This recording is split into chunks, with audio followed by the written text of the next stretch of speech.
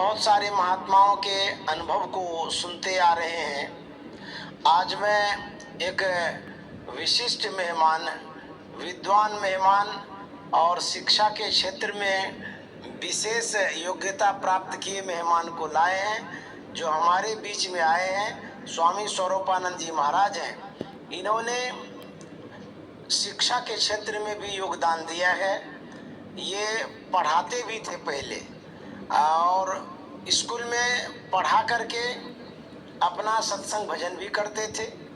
संत मत के ज्ञान को इन्होंने प्राप्त किया है। आज ये वर्तमान में कुप्पा घाट में रह रहे हैं और यहीं से ये सेवा दे रहे हैं। कुछ दिन इन्होंने शांति संदेश प्रेस में भी सेवा दिया है, प्रकाशन विभाग में। आज मैं इनके जीवन को आपके सामने प्रस्तुत करने जा रहा हूँ। ये कुछ दिन व्यवस्थापक के पद पर भी रहे हैं कुप्पा घाट में, तो इनके जीवन को मैं इन्हीं से जानना चाहता हूँ कि इन्होंने कैसे इस जीवन को स्वीकार किया, साधु जीवन को अपनाया और किस तरह से इनका जीवन सफल रहा है आज तक का। इन्हीं से जानेंगे। स्वामी स्वरूपानंद जी महाराज। स्वामी जी, आप यह बतलाइए कि आपका जन्म कब हुआ और कहाँ हुआ, पहले परिचय दिया जाए जी। हाँ, मेरा जन्म पूर्णिया जिला जो पहले से प्रसिद्ध है जी जी जी। और उसमें अभी तो नाम उसका रखा गया महर्षि मेहीनगर।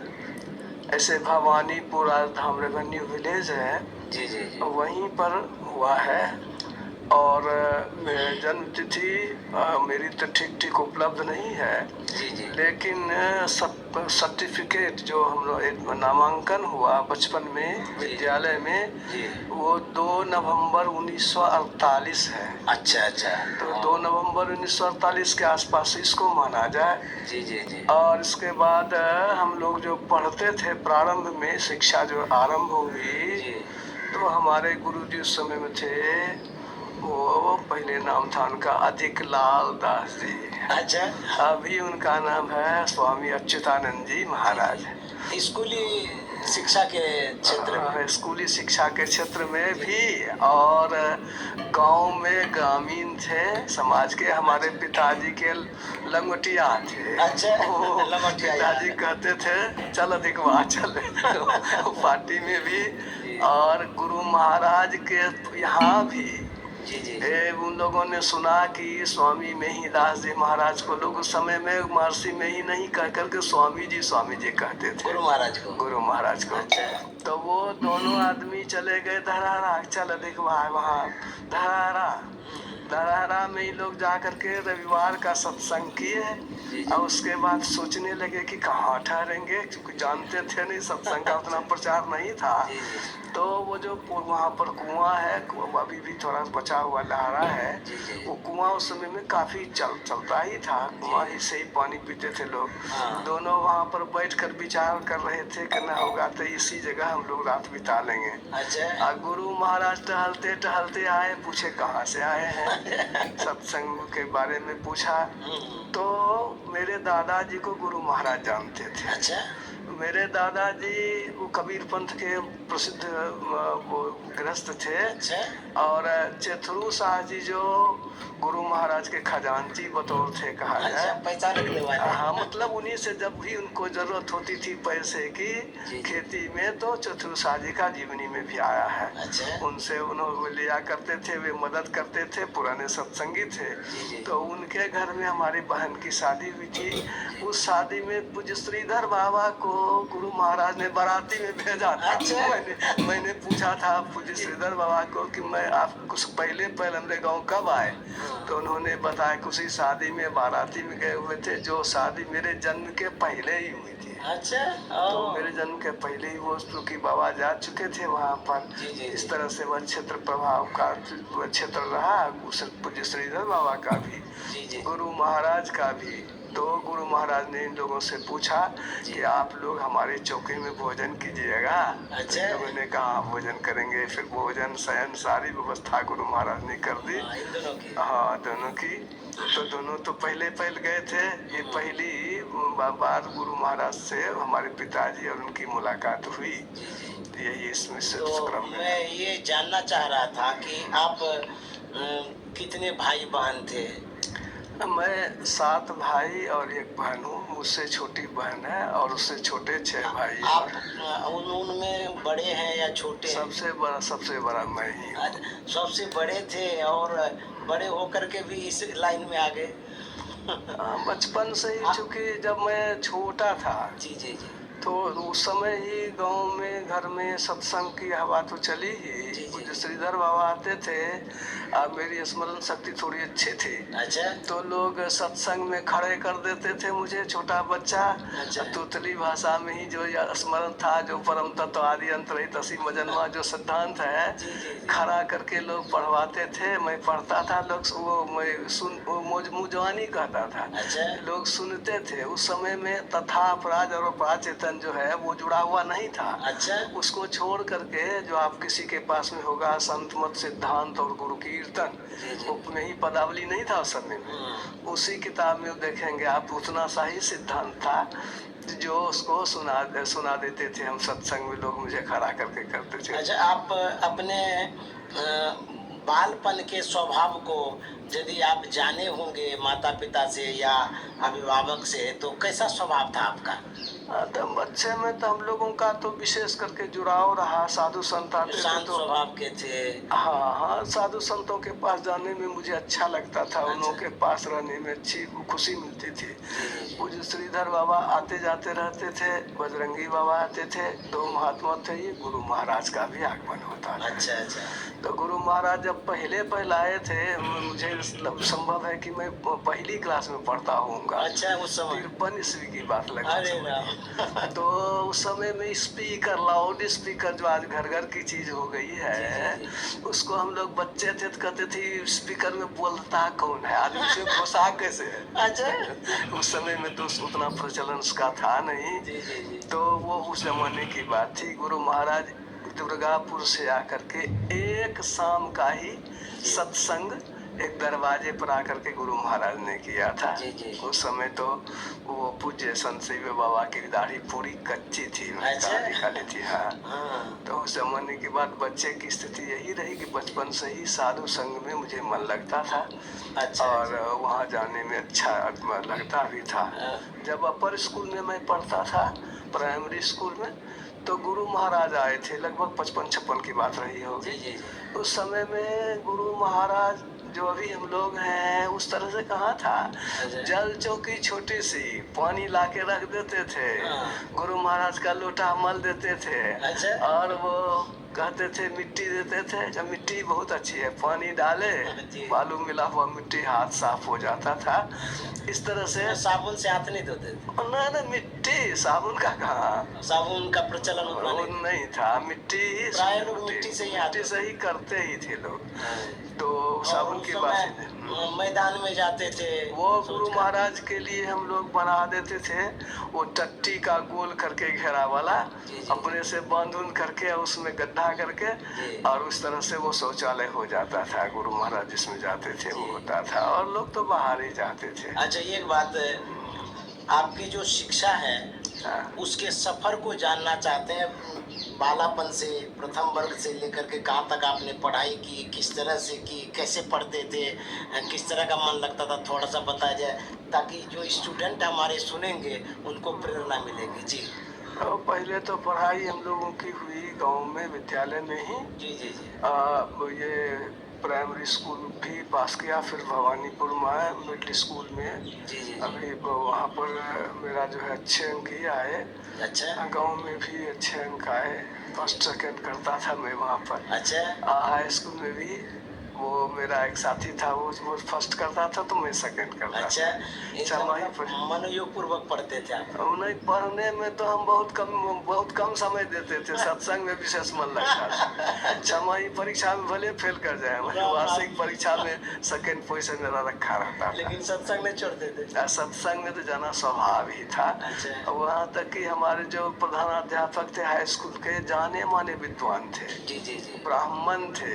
गोसाई गाँव जो जो ब्राह्मणों की बस्ती है अच्छा। नगुछिया के पास, जी, जी, जी। वो विद्वान वे भी सत्संग में जाने में पूछते थे कि रे मैं 10वां में पढ़ता था तभी भजन भेद ले लिया था, 9वां में जब मैं गया था लगभग ईस्वी याद है जो आपने भजन में? 1962 ईस्वी में दुर्गापुर में गुरु महाराज आए हुए थे। जी, जी, जी। तो मैं तो शुरू से ही चूंकि निर्धारक होकर के जाता था, जी, जी, जी। पूज्य संत सेवी बाबा के पास भी बच्चे की तरह खेलता धूपता, कोई जरूरत हुआ तो काम कर दिए, कोई चीज की जरूरत है अच्छा। तो बातचीत करते रहते थे। जी, जी। तो उनसे जाके कहा बाबा हम भी भजन भेज लेंगे। ऐसे डायरेक्ट है? हाँ, हम कहेंगे अच्छा, जानते ही थे कि सत्संग में आता ही है, सत्संग ही है ही। जी, जी। तो उन्होंने पूछा कि अच्छा क्या खा के आया है, तो हमने कहा चूरा।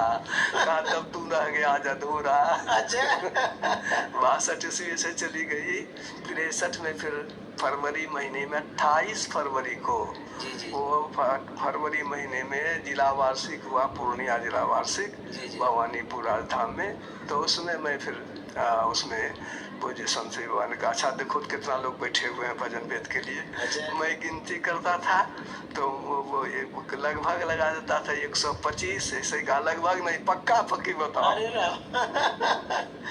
तो फिर वे अपने से गिने, तो सब गिनते थे, नाम लिखते थे, और तब गुरु महाराज आकर के भजन भेद। तो जब आपने दीक्षा ली, हाँ हाँ, तो ऐसा भी सुनते हैं कि पहले उन्हीं को दीक्षा मिलती थी जो सिद्धांत सुनाते थे, आपके साथ भी ऐसा हुआ क्या? सिद्धांत सुनाने की बात तो वहाँ नहीं हुई। जी, जी। इसलिए कि बहुत सारे लोग थे, मुझे तो व्यक्तिगत रूप से जानते ही थे, आप पहले से जानते थे कि अब जानवे करता है। अच्छा, अच्छा, अच्छा। तो मेरे साथ तो ऐसी बात थी नहीं है, ऐसे भी सत्संग में लोग जानते थे, हमको पाठ वगैरह पूज्य श्रीधर बाबा पाठ करवाते थे। शिक्षा जो प्राप्त की, कितना प्राप्त की, उसके बाद का जो आपका जीवन है बताया जाए। तो मैं चर्चा कर रहा था जी, जी, जी। कि हाई स्कूल में, उच्च विद्यालय में जी। हम लोग पढ़ते थे, तो मेरे पास किताब कॉपी की कमी ही रहती थी। अच्छा, क्यों? इसलिए कि मेरे और चचेरे भाई थे, मालिक उन्हीं के पिताजी थे।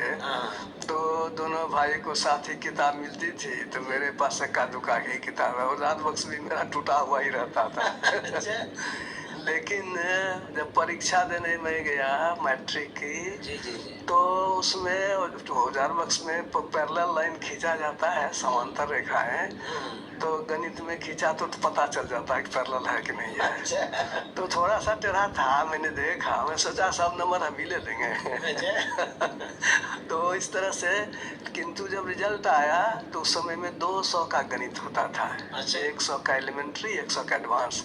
मेरा एलिमेंट्री में भी 99 था और एडवांस में भी 99 अच्छा, था, वाह। 199 नंबर। तो इस तरह से फिर मेरे जो मित्र लोग थे जो डिस्ट्रिक्ट टॉप की जो फर्स्ट करते थे, मैं सेकंड करता था। नंबर हम लोगों के चूंकि गुरुजी अच्छे थे, अच्छे अच्छे नंबर लाए सब लोग, तो वो 85% नंबर मुझे था। अच्छा। मैट्रिक में। वाह। तो फिर हुआ कि एडमिशन लिया जाए कहाँ, तो सेंट जेवियर्स कॉलेज में पढ़ा जाए रांची में। अच्छा। वहाँ से एक आदमी गए थे पहले ही, उस समय बिहार झारखंड अलग तो था नहीं, तो दोनों सबसे बढ़िया कॉलेज लोग उसी को मानते थे, सेंट जेवियर्स कॉलेज को। मैंने भी उन लोगों ने भी अप्लाई किया, मैंने भी अप्लाई किया। वहाँ जब मैं गया तो मेरा सिलेक्शन हुआ नहीं था, उन लोगों का सिलेक्शन हो गया था। तो लाइन में लगे, विलियम प्रुस्ट थे उस समय वहाँ के प्रिंसिपल, कतार में लग करके उनसे जब मिले तो उन्होंने खुजवाया मेरा एप्लीकेशन, कहा आपका एप्लीकेशन देर से पहुँचा था। अच्छा। तो नंबर देखा, उन्होंने कहा नंबर तो बढ़िया है, देखो तुम कहाँ ठहरे हो। मैंने कहा मैं हॉलीडे होम में ठहरा हुआ हूँ। कहा ठहरने में कोई दिक्कत? मैंने कहा कोई दिक्कत नहीं है, तो वहीं ठहरो, मैं तुम्हारा नाम लिख लेता हूँ। एडमिशन उन्होंने ले लिया। इससे लाभ यह हुआ कि मैं डे स्कॉलर रहा, हॉस्टल में नहीं रहा, तो मेरा रैगिंग नहीं हुआ। और लोगों का जो रैगिंग होता है उससे मैं बच गया। पीछे मैंने उनसे कहा 2-3 महीने के बाद, तो संत जेवियर्स कॉलेज का नील रतन एक हॉस्टल था जो शाकाहारियों का था, उसमें मुझे जगह मिल गई। और इस तरह से वहाँ से मैं प्री यूनिवर्सिटी की परीक्षा वहाँ पास करके हुआ कि इंजीनियर बनना है, उस समय में इंजीनियरिंग ही सबसे सबसे बढ़िया माना जाता आपके था। मन में हुआ कि इंजीनियर ही बने? हाँ, सब लोग यही चाहते थे। सबसे उस समय मेडिकल का तो कोई विशेष स्कोप नहीं था, तो इंजीनियर बनने की बात हो गई, लेकिन था मन में कि इंजीनियर बनेंगे, कमाई तो होगी, इधर हमारा जीवन छूट जाएगा। अच्छा, तो मतलब सदुपकारी आपके जीवन, मन में ये भी ख्याल होता था कि साधन भजन करना चाहिए, सत्संग ऐसा करना? दुष्करी जीवन शुरू से था ही। ओह अच्छा तो अच्छा। साधुओं के साथ रहना जान सहना होता ही था, दीक्षा भी लिए हुए ही थे। जी जी जी। और बाबा लोगों के साथ विशेष रहता था। जब भी गए तो बाबा का कमंडल उठा लिए, उनकी सेवा में रही। तो शुरू से ही होता था, बचपन से ही। तो इसलिए इस क्षेत्र में बाबा लोग आते थे। मुख्य रूप से दो बाबा, पूज्य श्रीधर बाबा और बजरंगी बाबा, गुरुजी बाबा जिसको कहते जी जी थे। जी। और भी सब लोग थे, लेकिन दो प्रमुख थे बाबा। मैं एक बात जानना चाह रहा था कि आपकी शिक्षा कहाँ तक हुई, आपने क्या किया? उसके बाद मैंने वहाँ वहाँ जब मैंने अप्लाई किया वहाँ पर इंजीनियरिंग के लिए, जी, तो जी। फिर मैं घर आया तो देखा कि उस समय में मेरी दादी जी बीमार थी, हाँ। मेरे पिताजी भी बीमार थे। जी। घर में होम सिकनेस, बहन की शादी भी करनी थी। जी जी। मगर पारिवारिक लाचारी मैंने देखी, तो मैंने सोचा कि अब क्या होगा, अपनी जमीन जगह है, ये संपत्ति है, इसी को उपजावेंगे जी जी। और भाई सब पढ़ेगा। किंतु पिताजी और गांव के लोगों ने मिल करके मेरा नामांकन जो फिर जो दबाव डाल करके कटिहार में मैंने किया। वहाँ पर महेंद्र प्रसाद शाह जी, MP साहू जी, फिजिक्स के प्रोफेसर सत्संगी थे, सामने सामने डेरा था। वहाँ कॉलेज भी करना, सुबह शाम सत्संग मंदिर गामी टोला जाना। ओह अच्छा, वहाँ भी संग मिल गया। सत्संग तो प्राण ही था एक तरह से। जब भी गुरु महाराज का आना होता था तो वहाँ कटिहार आते थे, मनिहारी जाते थे। और सत्संग के बीच में मैं भी अपने प्रभावशाली ढंग से उसमें रोल अदा करता था। सब लोग जानते थे, और जब पूरे जमे हुए थे, सत्संग के सिद्धांत की भी चर्चा होती थी, लोगों को समझाने बुझाने की बात होती थी। इस तरह से वहाँ दोनों का मुड़ा होता रहा। जी जी। और फिर वो मैंने वहाँ से पार्ट 1 की परीक्षा पास की। फिर BSc में भी मैंने वहाँ पढ़ा, कटिहार में? कटिहार में ही BSc में। लेकिन उसके बाद जो ऐसी स्थिति आई कि अत्यधिक तबीयत खराब हो गई पिताजी की और हम लोगों की। तो स्थिति यह हुई कि मैंने वो परीक्षा को ड्रॉप करके ही, और अभी इसके बाद जो है मैं जो है घर की देखरेख भी करने लगा। अच्छा, और इसी आपकी पढ़ाई पूरी BSc तक हुई? BSc तक पढ़े, लेकिन परीक्षा मैंने छोड़ ही दिया था। अच्छा जी। तो इसलिए उस रिजल्ट तो हुआ नहीं। उसके बाद मैं घर के काम को देखने लगा। तो क्या पढ़ाई यहीं तक रही? नहीं नहीं, इसके बाद जो ऐसा हुआ कि वो घर में रहे तो हुआ कि तू पढ़े इतना, तो नौकरियों कुछ तो करना चाहिए। अच्छा अच्छा जी जी। तो ट्रेनिंग स्कूल में उस समय में 25 वर्ष में एज एक्सपायर कर जाता था। अच्छा। 24.5 हमारा हो गया था। ओह। तो उसके लिए मैंने ट्रेनिंग स्कूल में अप्लाई किया। तो प्रशिक्षण विद्यालय में हो गया, साथी सब लोग था वहाँ पर, नंबर तो था ही। तो उन लोगों ने नामांकन करवा दिया वहाँ। वहाँ नामांकन हो गया तो मैं लौट रहा था। वहाँ 2 साल का था ट्रेनिंग। तो अब घर का भी काम हो जाता था, प्रशिक्षण का भी काम होता था, और सभी काम सत्संग भजन भी हो जाता था, सब हो जाता था वहाँ। अच्छा अच्छा। वहाँ से मैं जब आया तो जहाँ पूर्णिया होकर लौटा तो देखा कुछ लोग खड़े हैं। वो SDO चैम्बर के आगे में मैं भी चला गया वहाँ पर। का सर्टिफिकेट दिखाया जा रहा है, मैं भी गया चला गया, सर्टिफिकेट लेकर था ही संजोग से पास में। मैं भी खड़ा हो गया, क्या बात है, सर्टिफिकेट दिखाओ। दिखाने लगे, कहाँ हो गया तुम्हारी बहाली? अनट्रेंड आधार पर ही मेरी बहाली हो गई। फिर ट्रेनिंग पास हुआ। ट्रेनिंग करीब पूरा हो ही गया था। उस समय में हड़ताल चल रहा था। और फिर उसके बाद मैंने BSc भी पास किया, MSc भी क्लियर किया। अच्छा अच्छा, MSc तक लास्ट हुआ? हाँ, MSc तक। तो आप ज्वाइनिंग जो किए कब किए थे? 74 ईस्वी में। 74 ईस्वी में। तब से लेकर के कब तक आप पढ़ाई के क्षेत्र में? तो वो से उसके बाद 2008 में 60 वर्ष की उम्र में लोग रिटायर करते हैं। रिटायर हो गए। तो उसके बाद इंटर के मैट्रिक के स्केल से इंटर के स्केल में, इंटर स्केल से BSc के स्केल में। एक स्कूल में मैट्रिक के स्केल में, दूसरे वो वहाँ पूरब था जसवा गहुमा। और फिर इंटर के स्केल में आए हम सिंघिया कहते हैं, चंदका सिंघिया, ये पूर्णिया जिले में पड़ता था। और उसके बाद BSc के स्केल में हम चंपानगर, जहाँ गुरु महाराज के पिताजी काम करते थे, गुरु महाराज का भी बहुत इंटरव्यू हुआ था, अच्छा। कुमार श्यामानंद सिंह जी। और वहाँ पर भी सत्संग में मेरा काफी योगदान रहता था। जी जी जी। तो दोनों तीनों जगह में क्षेत्र में यहाँ तक कि 8 मील 8-10 किलोमीटर तक घूम घूम के सत्संग होता था। अच्छा। और उसमें भी यदि कोई कंपटीशन का है, सत्संग का जवाब देना है, सत्संग की बातों पर जो है बहस करनी है, जी जी जी। बड़े बड़े महात्माओं के बीच में अगर ऐसी बात हो गई कि सत्संग की बात, संत मत की बात होती है, तो उसमें मैं जाता था कि चलो भाई, वो मैं जाता था, लोग निश्चिंत हो जाते थे कि वो जवाब देंगे सबको। अच्छा अच्छा। इस तरह से मैं वहाँ पर भी था, तो संत मत का झंडा ऊंचा रहता था। अच्छा, तो आप प्रचार भी करते थे, आप पढ़ाई में भी समय देते थे, विद्यार्थियों को पढ़ाते भी थे। हाँ, तो स्कूल का समय जो होता था, तो स्कूल आपने रिटायर कब किया?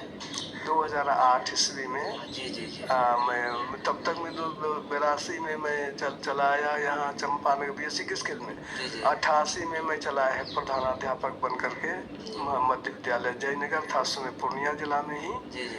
तो वहाँ से वहाँ मैं 21 वर्षों तक प्रधानाध्यापक रहा। अच्छा अच्छा। और उसी विद्यालय से मैं सेवानिवृत्त भी ओ हुआ। अच्छा अच्छा। इस बीच में सत्संग का भी अभियान चलता ही रहता था। जी जी।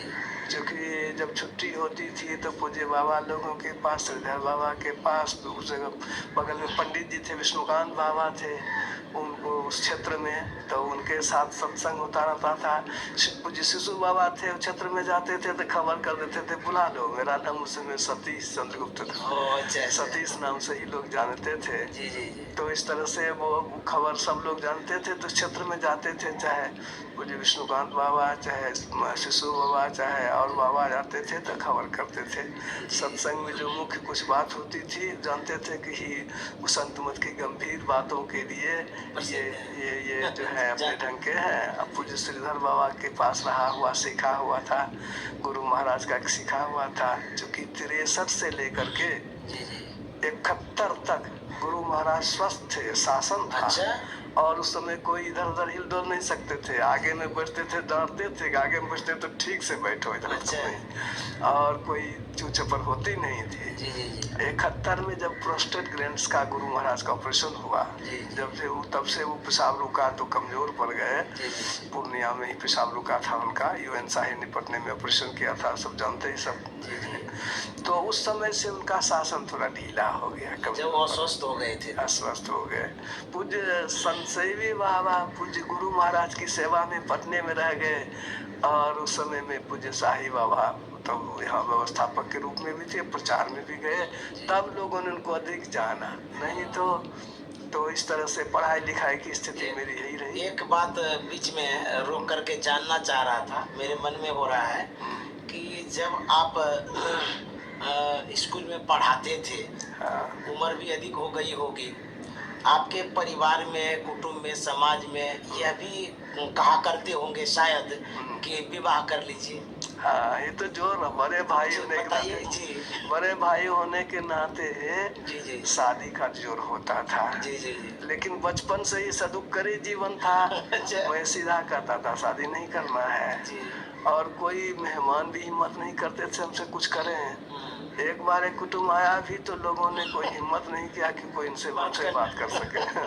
और संत मत के ज्ञान की जहाँ तक बात होती थी, उस ज्ञान में तो सकते नहीं थे वो लोग, इसलिए मुझसे बात नहीं कर सकते थे। आपका मन ही था कि विवाह नहीं करेंगे? हाँ, पहले से ही था। एक बार ऐसा हुआ, एक हमारे जो इंस्पेक्टर थे स्कूल के, उनके द्वारा भी एक आया मेहमान ऐसा, वो लोग कह रहे थे जबरदस्ती उठा लेंगे। अच्छा। कहाँ घर है? बरौनी का, बरौनी हम चलते हैं। अच्छा। अब आपको ताकत है तो उठा लीजिएगा। बोलने में आप पहले से एकदम हाँ, उसमें किसी से डरने की कोई बात ही नहीं। तो आप तो इसलिए वो समझता ही था कि शादी करेगा ही नहीं, तो फिर क्यों ऐसा कुछ करेगा। जी जी। तो आपने यह जीवन, ब्रह्मचर्य का जीवन और संन्यास जीवन स्वीकार किया था बालपन से ही, कि साधुकरी वृत्ति तो थी, साधु का संग होता था, सत्संग बराबर आप करते ही रहते थे। एक बात ये जानना चाह रहे थे, जब आप बहुत पुराने दीक्षित व्यक्ति हैं, तो गुरु महाराज ने सबसे पहले आपको क्या क्या बतलाया जो साधना की क्रिया है? तो ये तो 63 ईस्वी में तो उस समय में जो अभी बताया जाता है, पहले जो है वो मानस जप है, उसके बाद मानस ध्यान है, उसका दृष्टि साधन है। बहुत कम समय में गुरु महाराज को तो तुरंत देरी भी नहीं लगती थी बताने में, 5 मिनट मुश्किल से बता दिए से हो उस गया। समय नामांकन भी होता था क्या रजिस्टर में? हाँ, पोजीशन से भी बाबा नामांकन करते थे। हाँ तो आपको सबसे पहले मानस जप, मानस ध्यान और दृष्टि योग तीनों क्रिया बतला हाँ, दी। तीनों क्रिया बतलाए। उसके बाद जब आप आगे की क्रिया लिए नादानुसंधान, वो कब लिए, किनसे लिए, कैसे लिए? हाँ, 77 ईस्वी में 14 वर्षों के बाद जी जी जी। पूज्य विष्णुकांत बाबा से बातचीत, उन्होंने कहा 14 वर्ष हो गया, आज तुम तो जानवे करते हो, सब बात समझते ही हो, सब वेद भी तुम जानते हो। अच्छा। तो सब संतवानी में तो सारी चीजें हैं। हाँ, एक तो फिर भी वो होता है, लेकिन एक गुरु की आज्ञा। आज्ञा ले लेनी चाहिए। जी जी। तो फिर मैंने उनसे समय मांगा कि अच्छा ठीक है, तो आप ही मुझे बता दीजिए। तो जन्माष्टमी था 77 ईस्वी में, जन्माष्टमी के दिन मैं गया, तो वो संजोग से वो पुरानीगंज से कहीं दूसरे गांव में थे। अब मैं सुबह से शाम तक सूर्यास्त तक करीब करीब वैसे उपवास में रह गया, कब आएंगे तो बता देंगे। अच्छा। जब वो आए तो पूछते हैं कि कहाँ आए हो, तो आप ही तो कहे थे कि नादानुसंधान के बारे में आज्ञा लेनी चाहिए। तो उन्होंने कहा तब खाना नहीं खाया? मैं नहीं खाया है। तो सूर्यास्त के समय उन्होंने बताया, तुरंत का बताइए देते हैं। उसके बाद कुछ लोगों ने कुछ बातें कही, यद्यपि संतवानी से मिलता ही था। मैं पूज्य श्रीधर बाबा से कहा कैसे ऐसे विष्णुकांत बाबा बताए हैं। उन्होंने कहा क्या बताए हैं? तो उनका वो ऐसे ऐसे बताया। कहते ठीक तो है, कोई वजह नहीं है। फिर उन्होंने जो बताया मुझे लगा जैसे कि वो पकड़ करके शब्द को पकड़ा रहे हैं, शब्द सुना रहे हैं, इस तरह से उन्होंने वो किया। चूंकि बाबा के पास बहुत अधिक रहना होता था, तो बीच में हम दूसरी दिशा में ले गए। बोलिए। हम ये कह रहे थे कि जो नादानुसंधान की क्रिया लेते हैं, पहले मानस जप, मानस ध्यान, दृष्टि योग ले लिए, उसके बाद साधकों की प्रगति होती है तो नादानुसंधान लेते हैं। तो नादानुसंधान की क्रिया लेने में क्या उपवास रहना, भूखे रहना जरूरी है या क्या, बताइए जी। असल में नादानुसंधान के लिए है क्या, दृष्टि की शक्ति मजबूत होनी चाहिए। जिसकी दृष्टि टिकी नहीं, ठहरी नहीं, उसके लिए नादानुसंधान करने का आदेश ही नहीं है। इसलिए मूल बात तो वही है। किंतु श्रद्धा यदि आप में है तो क्या आप उपवास नहीं कर सकते हैं? अच्छा, तो अपने मन से करेंगे या नहीं, वो नियम ही है। नियम है कि भूखे रहना चाहिए। भूखे रहेंगे तो आप श्रद्धावंत होकर के रहेंगे, स्नान करके रहेंगे, पवित्र होकर रहेंगे। किस काम से आए हैं, क्या आप चाहते हैं, ये स्नान करने की बात होना चाहिए। बताने के लिए तो तुरंत बता देंगे, उसमें कोई बात नहीं। ये प्रक्रिया है। तो मैं अब आगे बढ़ना चाहता हूँ। अब इनके जीवन को जानना चाहता हूँ कि आप भ्रमण मंडली में गए होंगे, गुरु महाराज के साथ सत्संग किए होंगे। कैसे उस समय प्रचार होता था, किस तरह से गुरु महाराज बताते थे, उनके नियमों का कैसे लोग पालन करते थे, अभी बताया जाए। ये तो सत्संग की चर्चा के लिए जो कहा जाए, तो उस समय में संत मत का बहुत अधिक प्रचार नहीं था। अच्छा। 53-54-55 ईस्वी की जो बात है, तो उस समय में हमारे संपादक बाबा माने अच्युतानंद बाबा या लाल बाबा के उस समय जो नाम था उनका, तो उस समय में पूरी मंडली थी। और मंडली के साथ एक बार तो वो घूम करके पूज्य शाही बाबा समय में रहते थे सकरौहर में। अच्छा। और वो क्षेत्र पड़ता था, अपने से सब सामान लेकर के, माइक, दरी, तिरपाल वगैरह सब चीज लेकर के चलते थे। और सब लोग जगह जगह लोगों को कहते थे आज आपके यहाँ विश्राम होगा, उसके यहाँ जगह जगह स्थानीयत रहता था। और घूम करके दरवाजे पर केवल सफाई होती थी, भोजन का इंतजाम होता था, कोई चार्ज नहीं होता था। अच्छा। सारी व्यवस्था तो रहती ही थी। लोग घूम करके सत्संग करते थे। इससे बहुत अधिक प्रचार लोगों को जागरूक करने के लिए। हाँ, और फिर जो है इस तरह से दैनिक सब सत्संग तो करते थे लोग, साप्ताहिक भी, मासिक भी। 4 किलोमीटर 5 किलोमीटर वो घेरे में दूर दूर तक की मंडली होती थी, पैदल जाते थे, सत्संग करते थे। ऐसा ही सत्संग घूम करके होता था। सत्संग के प्रचार में लोगों को चलने में तो बड़ी खुशी होती थी। उस बीच में गुरु महाराज भी होते थे। गुरु महाराज को भ्रमण मंडली में तो मैंने नहीं देखा। अच्छा जी। लेकिन ये साई बाबा को के साथ तो हमारे दरवाजे पर ही आए थे। गुरु महाराज की जो स्थिति थी, मैं कुछ चर्चा करूं। अखिल भारतीय था जी। यहाँ भटगामा में। कौन जिला? अभी तो अररिया जिला है, पहले निर्मला नवा का जहाँ जन्म स्थान जी, घर जी, है। जी, हाँ। कहते हैं कि हमारा जन्मे हुआ था उस सत्संग में। अच्छा। तो उसमें हमारे गांव से लोगों को हुआ कि चलना चाहिए अखिल भारतीय में।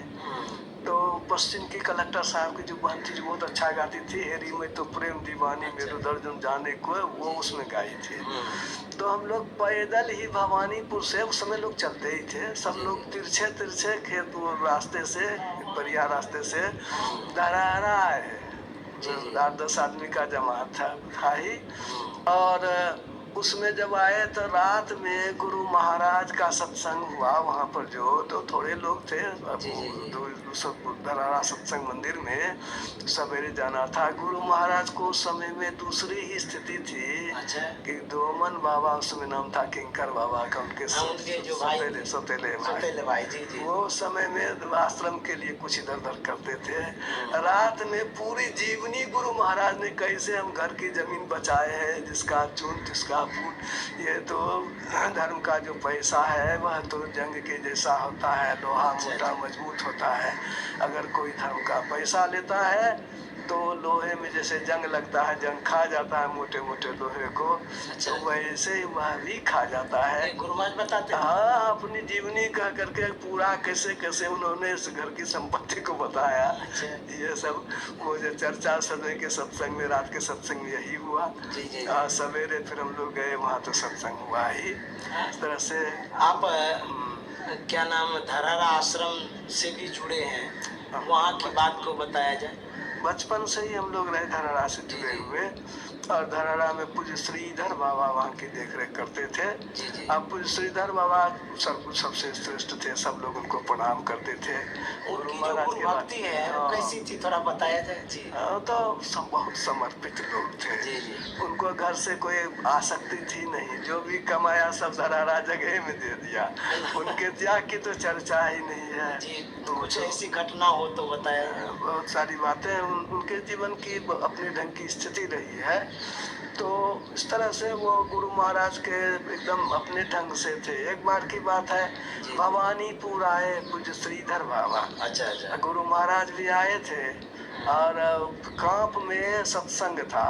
उसमें पूज्य श्रीधर बाबा को भी निमंत्रण था, लेकिन गुरु महाराज को मालूम नहीं था। अच्छा। तो वो डांटने लगे कि आप जहाँ हम जाते हैं आप लोग चले आते हैं। अच्छा। आप अभी जो कह दिए तो वो नहीं है गए श्रीधर बाबा वहाँ। गुरु महाराज कह दिए तो नहीं गए। गुरु महाराज गए, पीछे मालूम हुआ कि तो निमंत्रण तो इनको भी था। और वहाँ पर जो कपड़ा सब था सबका, मैं पूज्य बाबा की सेवा भी कर देता था।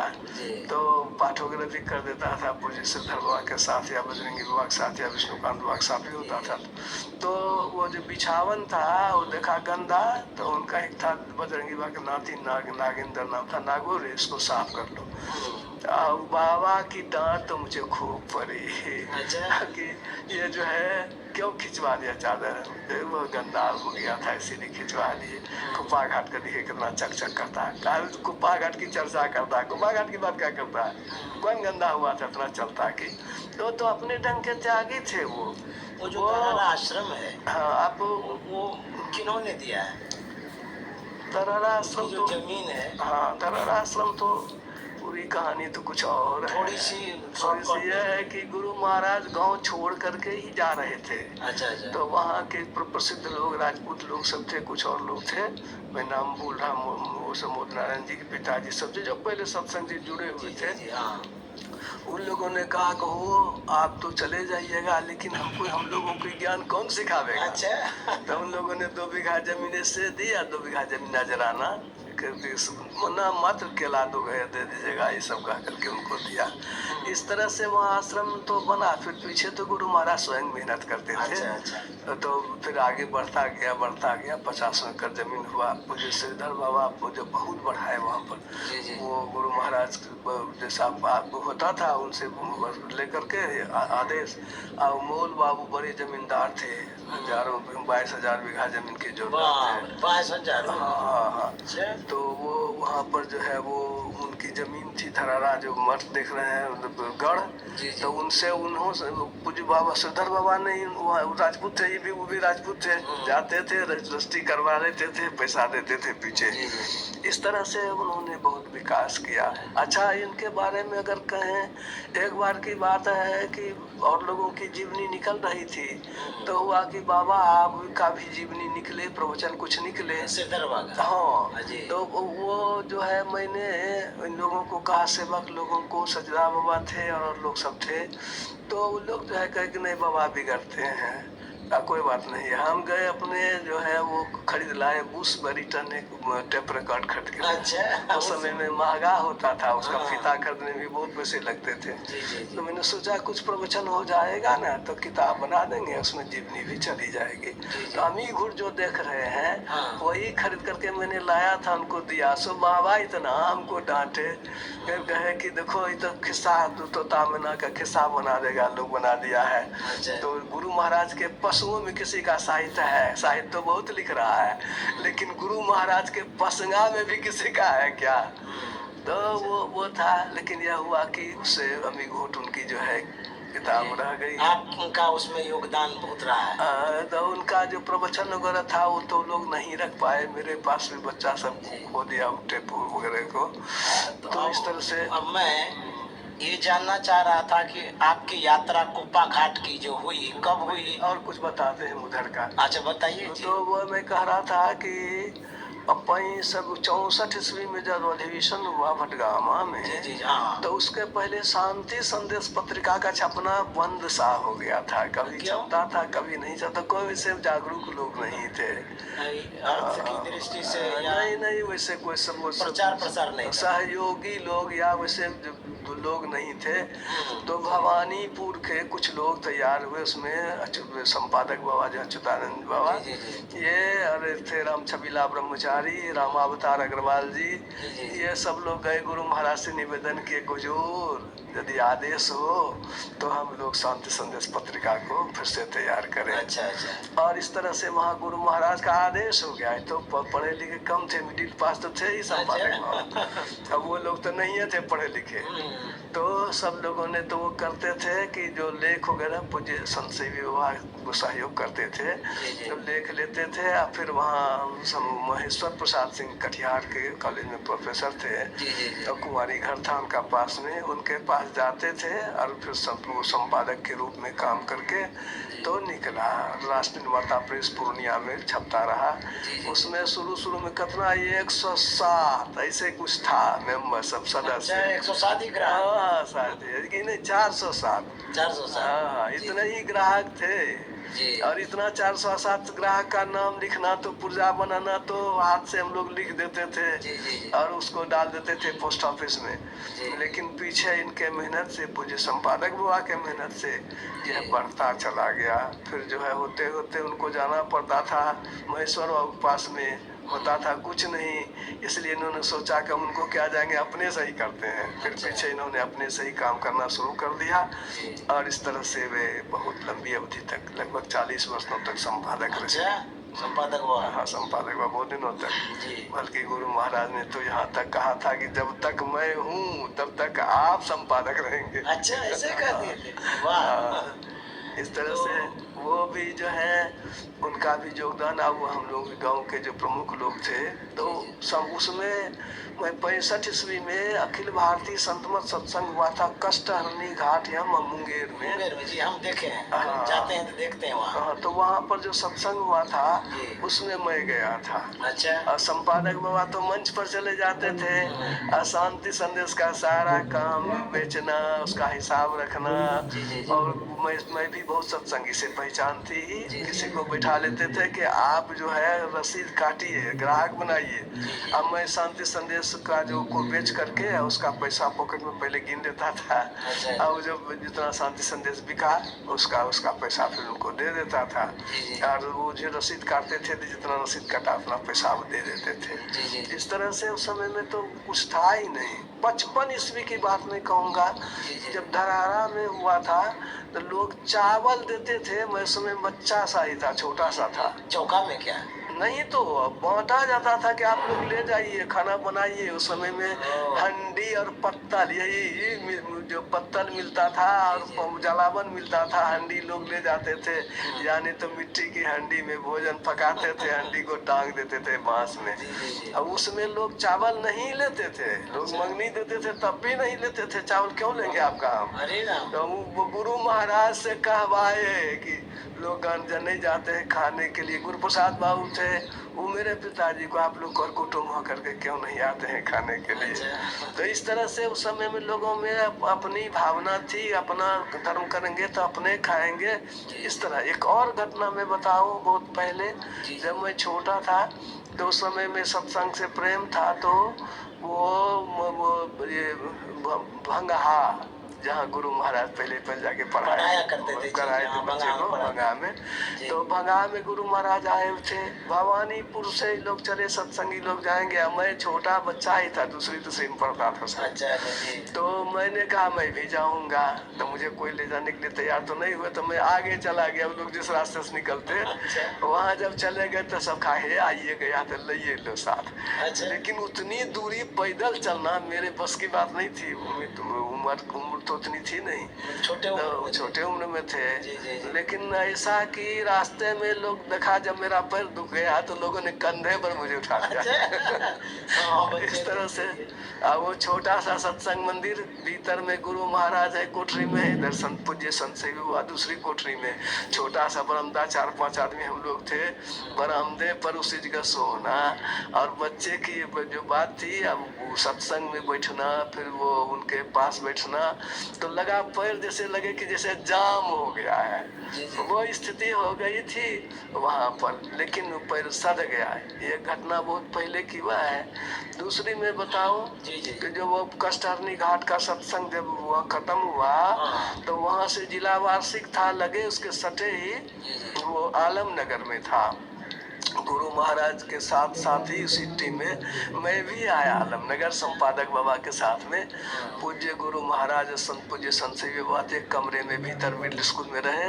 अब बरामदा जो था लंबा सा, उसी में दरी बिछी हुई थी, उसी दरी पर सब लोग लेटे हुए हैं। पूज्य संपादक बाबा के पास मैं भी था, उसी पर वो जो उदित बाबू जिनको अभिलानंद स्वामी कहते थे, कहते पीछे वे भी, उधर शाही बाबा भी उसी चटाई पर लेटे हुए हैं। वो आनंद बाबा जो है वो भी उसी चटाई पर। समय तो सब लोग घर में न रहते थे, उतनी व्यवस्था भी नहीं थी। उस समय में यही व्यवस्था होती थी, गुरु महाराज की व्यवस्था होती थी और लोगों के लिए ऐसा ही व्यवस्था होती थी, जनरल व्यवस्था। गुरु महाराज को कितना मतलब कठिन परिश्रम करना प्रचार करना, बहुत अधिक। अब समझिए न, वहाँ पर जो सत्संग हुआ तो और घटना विशेष क्या बतावें। एक आदमी था शराबी, अब वो आकर के जो रोने लगा जार बाजार, तो पूछा गुरु क्या क्यों रोता है? कहा वो जब गुरु महाराज पूछा तब उसने बताया कि ये गुरु महाराज हमारा यहाँ नहीं जीते। शराबी था, लेकिन 6 महीना पहले सब चीज छोड़ छाड़ के सत्संगी हो गया था, भजन बेदी हो गया था। दूसरे दिन जब गुरु महाराज उसके यहाँ गए तो उसके यहाँ गुरु महाराज गए तो उसको तो सुधे बुध नहीं रहा। लोग सभी व्यवस्था करने लगे और सब कुछ किया, वो तो एकदम लग जैसे पाक जो भावना में बह गया। तो इस तरह से फिर गुरु महाराज के यहाँ गए, लेकिन फिर आए लौट करके। वह भी देखा। वहाँ से फिर चले, गुरु महाराज का प्रोग्राम था कलासन में, धुरिया कलासन। तो वहाँ मैं गया, मैं भी गुरु महाराज की गाड़ी बैल चलती थी, जो मैं कहानी करता हूँ, कभी कहा था कि गाड़ी बैल पर आगे में पूज्य संत सेवी बाबा भी कभी सुनाते थे। वो आगे में जो है पोटरी, बैल का दाब बनाने के लिए, उसके पीछे पहलवान हाँकने वाला, और उसके पीछे में गुरु महाराज, उसके पीछे में गठरी पोटरी, और उसके पीछे में टप्पड़ के भीतर में बैठते थे वो पूज्य संत सेवी बाबा। और सड़क तो रहता था कच्ची सड़क, गड्ढा वाला। वो जब चले गाड़ी बैल ना तो मारा पहिया इधर उधर खांचे में जाए तो टोपर इधर से उधर झूले तो मारे ठोकर टोपर कपार में तो वही के टप्पर का थप्पड़ खाते हुए चलते थे। वो स्थिति होती थी, कितनी कठिनाई होती थी प्रचार करने में। खाने पीने में भी वो नदी का पानी पीना, नदिये का पानी पीना, और वो दही चूड़ा जो है वो रेडीमेड भोजन, बालू भी पड़ जाता था, उधर से हवा बहती थी। उस समय बहुत बालू रहता था नदी किनारे में, अब कहाँ देखते हैं।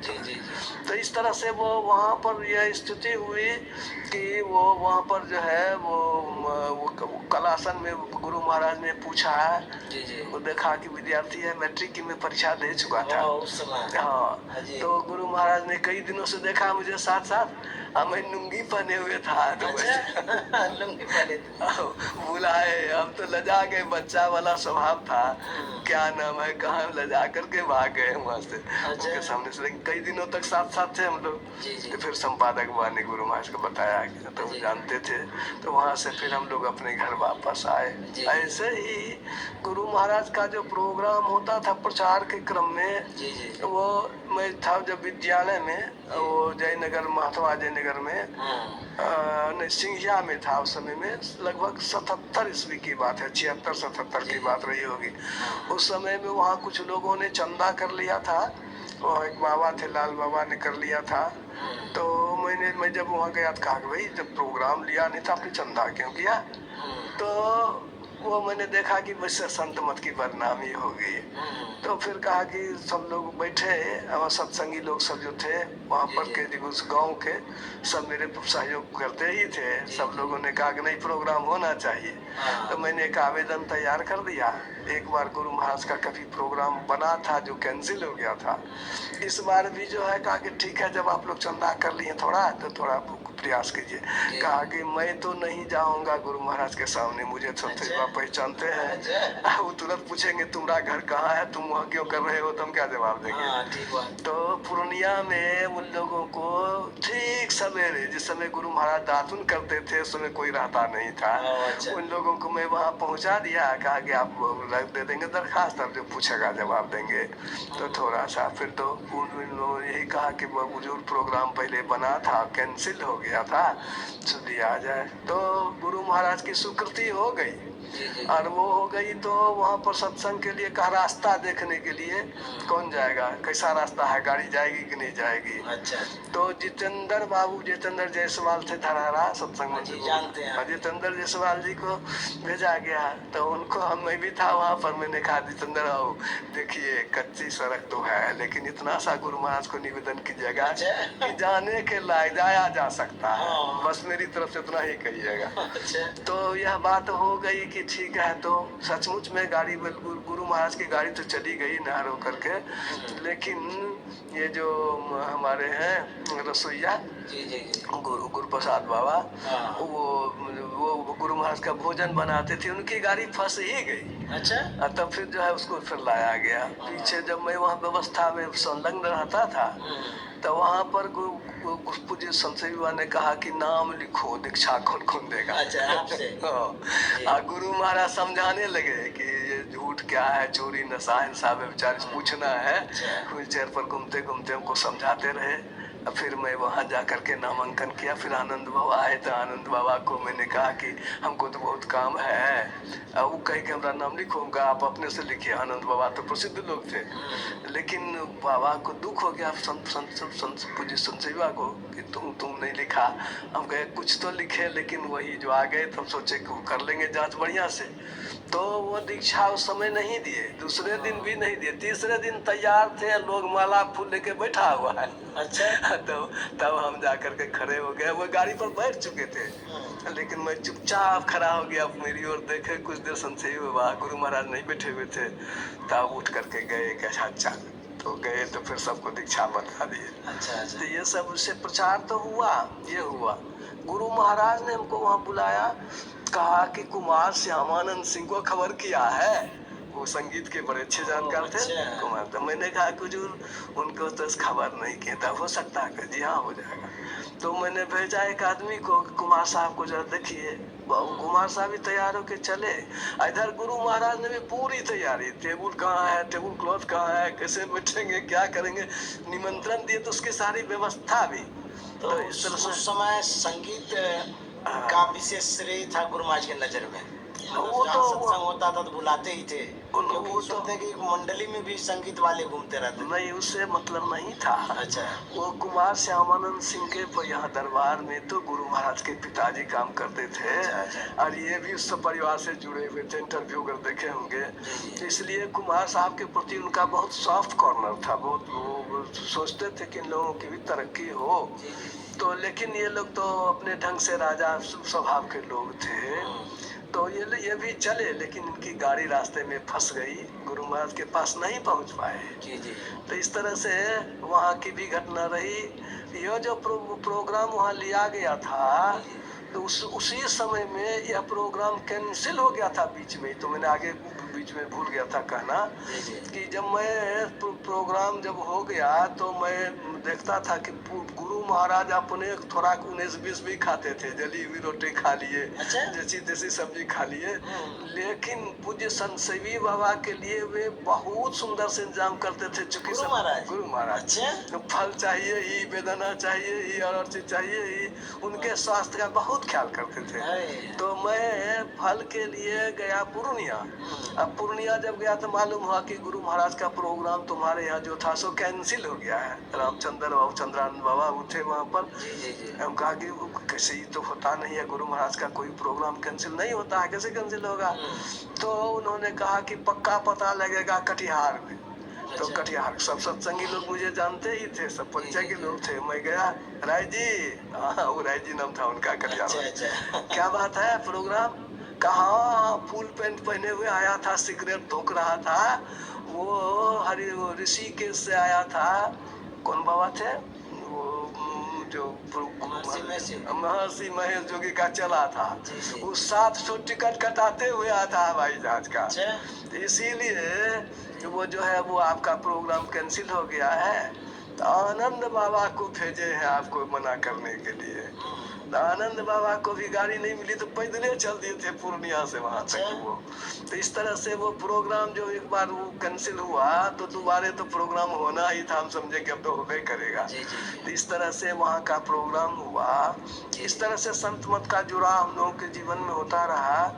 फिर जब भी प्रचार पूज्य सिद्धर बाबा का वो बुढ़िया गोला में सत्संग था, तो मैं 1:30 बजे तक विद्यालय करता था। 1:30 बजे के बाद टिफिन के बाद में आ जाता था मंच पर। अच्छा। फिर यहाँ रह सत्संग करके रात में ही, फिर सत्संग करके सुबह का सत्संग करके, फिर 10 बजे स्कूल करके, फिर 1:30 बजे चला आता था। ऐसा तो काम कितना क्षेत्र में होता रहा।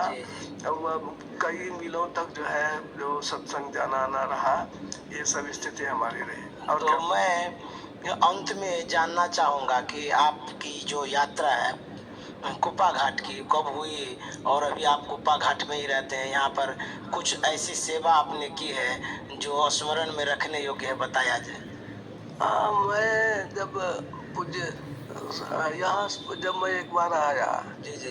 तो उस समय में ये कौन थे बाबा जो अभी जेल में है, आसाराम बापू। कुछ दिन पहले आए हुए थे। मैं आया, प्रणाम पाती किया। वो तो पूछा पूज्य बाबा संत बाबा ने कि रहोगे कि जाओगे आपसे। हाँ। दी तबीयत तो हमारी इतनी अच्छी नहीं है, तो जैसा देखेंगे वैसा करेंगे। तो कहा देखो, जब रहना तो यही खाना, भोजन यही करना।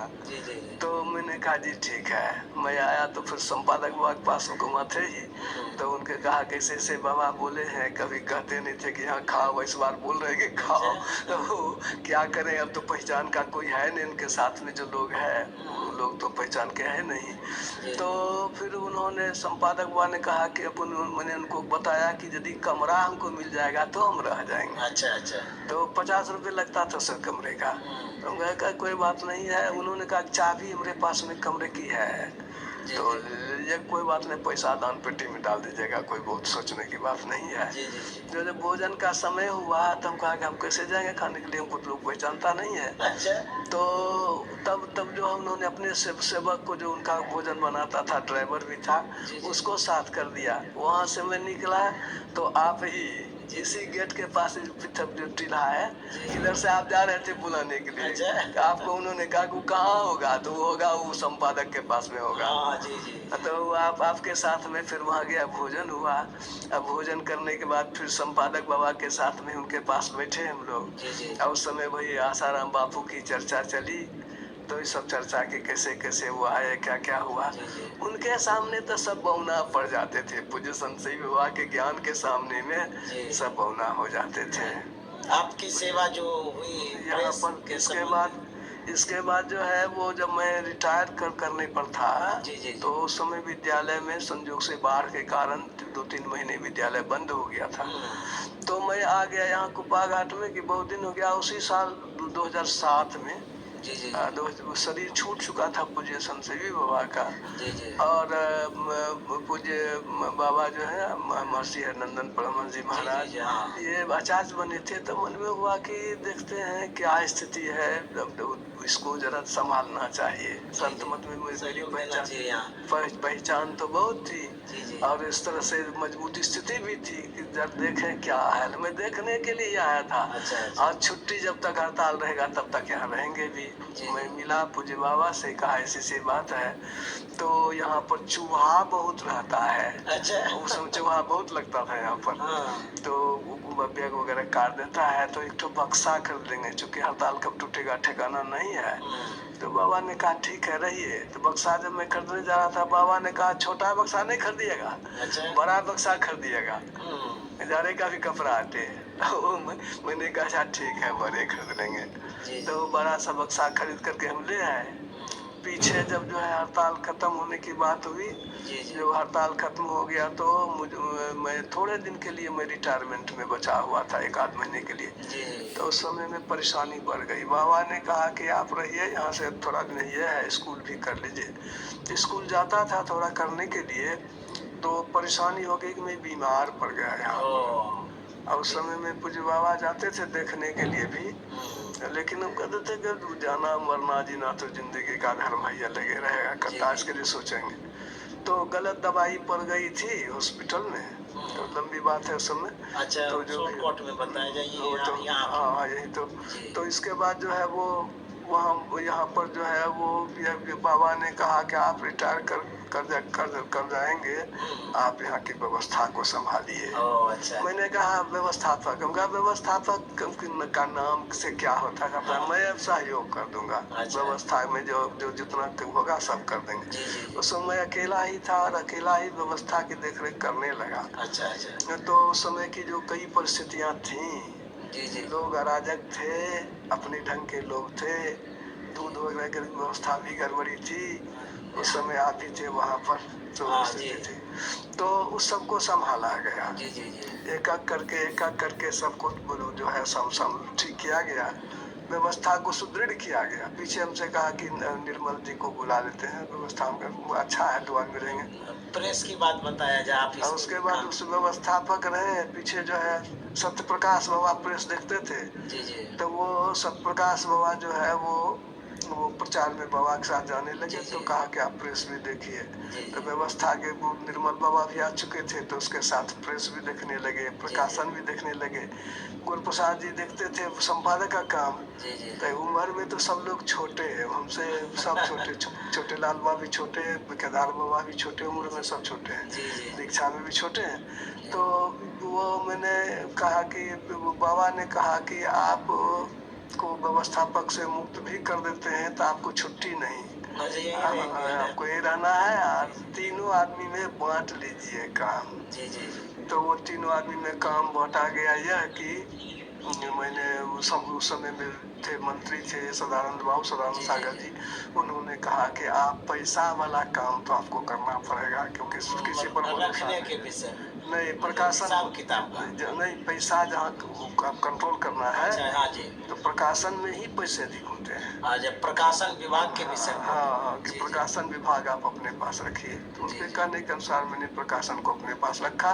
और अभी तक आप उस उसमें प्रकाशन विभाग में सेवा हाँ, दे रहे दे हैं। रहे हैं। जी, अब प्रेस की व्यवस्था जो है, पीछे लोग आ गए तो जी, उन तो लोगों उनके को जिम्मे चली चली गई। अभी वर्तमान में आप प्रकाशन विभाग को संभालते हैं और उसका जो भी देख रेख है आप करते हैं, आपके जिम्मे है। और क्या करते हैं और वर्तमान फिर में? आपने जो प्रश्न पूछा गैरिक वस्त्र के लिए, हाँ जी, जी, हाँ। मैंने सब यही सोचा था कि गैरिक वस्त्र से क्या होता है, क्या जी, करेंगे जी, जी। लेकर के। जी, जी। और यह था कि छोटे लाल बाबा है, केदार बाबा है, नहीं है गैरिक वस्त्र श्वेत क्या वस्त्र में भी है। तो क्या बाबा देवी साहब तो नहीं थे गैरिक कोट वस्त्र में। पहनते थे। हाँ हाँ, अब जी। वो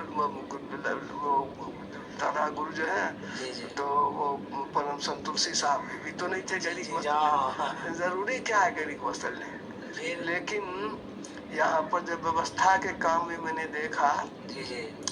तो मुझे कई बार कहा, बाबा ने भी कहा कि मतलब आचार्य श्री ने, वर्तमान आचार्य श्री ने। गरबा वस्त्र ले लीजिए। अच्छा। मैंने मना कर दिया कि नहीं, छोड़ दीजिए। अच्छा, अच्छा। तो किंकर वो जो है वो कृष्ण वल्लभ बाबा भी 2 बार तो मैंने मना कर, तीसरी बार फिर मैंने कहा अच्छा ठीक है। जब देखा भी मैंने कि बिना गैरिक वस्त्र के यहाँ साधुओं को नियंत्रित नहीं किया जा सकता है। अच्छा। और इसलिए कि गैरिक वस्त्र को पर गैरिक वस्त्र वाला ही कुछ कह सकता है, सब सफेद वस्त्र वाला कहेगा तो नहीं। विशेष सम्मान के दृष्टि से सन्यासियों को देखा जाता है। हाँ हाँ, अब जब आप जाएंगे कहीं पर किसी काम से, जी, जी। आप सादे वस्त्र में हैं और गलत आदमी ही गैरिक वस्त्र में है तो उसको सम्मान देता था, विशेष सम्मान देता। आपको कुछ वो नहीं करता। अच्छा। इसी सब को लेकर के जी, जी। जो है मैंने भी देखा कि जरूरत है जी, जी, जी। कि गैरिक वस्त्र लिया जाए। हाँ जी। और तब मैंने जो है गैरवा वस्त्र उनकी बात को स्वीकार कर लिया। आचार्य श्री जी। हाँ जी, जी। इसके बाद फिर ना उसके बाद कई महीनों कब कब वस्त्र धारण किए थे? वो मैं जब आया बीमार स्वस्थ होकर के तो जी, जी। 1 जनवरी कितना 2009 जी, तो नए साल में आपने नए वस्त्र साल में, धारण किया हाँ, 2009 में। 2009 में हाँ। जी, जी। तो उसी में जो है वो भंडारा भी और ये वस्त्र भी का कृष्ण वल्लभ ने कहा कि भंडारा तो देंगे, आप रिटायर किए हैं, पैसा भी खर्चा है। पैसा खर्चा करना होगा। तो बाबा ने कहा अपना कोठरी एक ठो बना लीजिए। हम्म। तो मैंने जगह देखते देखते मैंने वो जो हॉल के ऊपर में सत्संग हॉल के ऊपर में, जी, जी, हाँ। तो मैंने वहीं पर निर्णय लिया कि हाँ बनावेंगे, तो कमरा मैंने वहाँ बनवाया। जी, जी, जी। रहने के लिए जगह हो जाएगी। जी, इस तरह से गैरिक वस्त्र लिया और नामकरण की बात आई जी, जी। तो मैंने कहा सब लोग पकड़ लिए, सब साथी लोग। हाँ। 2-3 महीने तक तो नहीं कहा, नहीं नाम जो हमारा है वही रहेगा, मेरा नाम सतीश से रहेगा। जी, जी, जी। अच्छा, तो फिर स्वरूपानंद बाबा कैसे हुए? तो सब लोग जो है वो एक दिन तो कई महीनों के बाद में 2-4 दिन बैठकों के बाद में जी, जी। सब लोग बैठे थे, बाबा भी बैठे थे। बाबा का हम कहे बाबा का नाम कहाँ बदला है, आनंदन बाबा नाम ये है, आपका नाम परमानंद ये है, हाँ। हमारा नाम बदलने के लिए उन लोग को जो अंत में मुझे स्वीकार करना पछा चाहिए। आप लोग कहते हैं तो स्वरूपानंद नाम, तो जाइए आप ही लोगों की बात। जो साधु समाज में हाँ। एक नाम होना चाहिए वो नाम आपको मिला। आज तो ये कहा कि राशि के राशि से तो कुछ होता क्या है। तो इस तरह से स्थिति रही है। हाँ। और मुख्य रूप से तो साधन भजन ही मूल है। जी, जी, जी। और उसमें भूल होती है तब सब गड़बड़ हो जाता है। जी, जी, जी। यही है, हम लोगों को चाहिए कि किसी भी जीवन में रहें, संत मत का प्रचार करें, संत मत के ज्ञान के अनुकूल रहें। जी, जी। और संत मत का आदर्श असल में गुरु महाराज की जो पुस्तक है जी, जी, जी। वो सत्संग योग, जी। और उसी की व्याख्या में और जो पुस्तकें हैं रामचरितमानस सारस्वतिक हो, गीता में दर्शन योग है, गीता योग प्रकाश है, ये सब तो अमर ग्रंथ है गुरु महाराज की, मंत्रवत उसमें ज्ञान भरा हुआ है। और सत्संग सुधा सागर में तो खोल खोल करके लिखा हुआ है। हाँ। हम लोगों को चाहिए कि इसको पढ़ें, उसका आदर्शों को अपनाएं। जी, जी, जी। और अपना जीवन साधन की ओर आगे बढ़ावें। बोलिए श्री सद्गुरु महाराज की जय। आदरणीय स्वरूपानंद जी महाराज, जिनसे विशेष रूप से इनके जीवन को मैंने जाना और आप तक पहुंचाने का प्रयास किया गया, बड़े अनुभवी हैं। अच्छे साधक हैं, बड़े विद्वान हैं, भौतिक शिक्षा भी बड़ी अच्छी है, सेवा भावना भी बहुत रही है। गुरु महाराज का सानिध्य इनको मिला और अभी ये प्रकाशन विभाग को संभालते भी हैं और प्रचार प्रसार में भी जाते हैं। इनका जो जीवन रहा है सच में साधु का जीवन रहा है, साधना का जीवन रहा है, सहयोग का जीवन रहा है। तो इनको मैं प्रणाम करता हूँ और आप सभी श्रोताओं को जो विद्यानंद बाबा बेस्ट चैनल से जुड़े शुभकामना चाहते हैं स्वामी स्वरूपानंद जी महाराज से। इसे तो जितनी बातें याद आई वो मैंने आप लोगों को बताया, लेकिन ऐसी तो बहुत खट्टी मीठी बातें यादें भी हैं। बाद में आपसे वो सब बाद में बातें होगी। जैसे मान लीजिए कि वो युकी को फुजिता से मुलाकात हुई जी और सब आपसे संस्मरण लेंगे जी। तो ये सब है, सब लोगों के लिए बहुत बहुत शुभकामना है कि इस चैनल के माध्यम से हमारे विद्वान जो विद्यानंद बाबा हैं, जो पूज्य संत बाबा के एकदम नजदीकी रहे हैं और उनकी सेवा में संलग्न रहे हैं। इन्होंने यह एक बहुत बड़ी सेवा आजकल के जमाने में जो चाहिए लोगों को, कि घर बैठे ही सारी चीजों को जान ले। पढ़ने में तो मेहनत तो लगता है, इसको तो खोल दिए, सुन रहे हैं, काम भी कर रहे हैं। तो वो अमेरिका में जो है वो कह रही थी बिना आवाज नहीं, वो यादव जी की बचिया है वहाँ पर, दूसरी है, हाँ, दरभंगा के एमपी यादव की बेटी है ना। अच्छा, क्या कह रहे थे? वो कह रही थी कि बाबा पढ़ने का तो मौका नहीं मिलता है, खोल देते हैं, सुनते भी रहते हैं, बच्चे को तैयारों करते रहते हैं। तो ये तो अच्छा है, इन्होंने ये आधुनिक विज्ञान का संत मत के प्रचार में बहुत अच्छा उपयोग किया है और गुरु महाराज से यह है कि इनको सबल बनावे और ये इस काम को और आगे बढ़ावे, संत मत के प्रचार को मजबूत करें। बोलिए सही सदगुरु महाराज की जय। प्रणाम।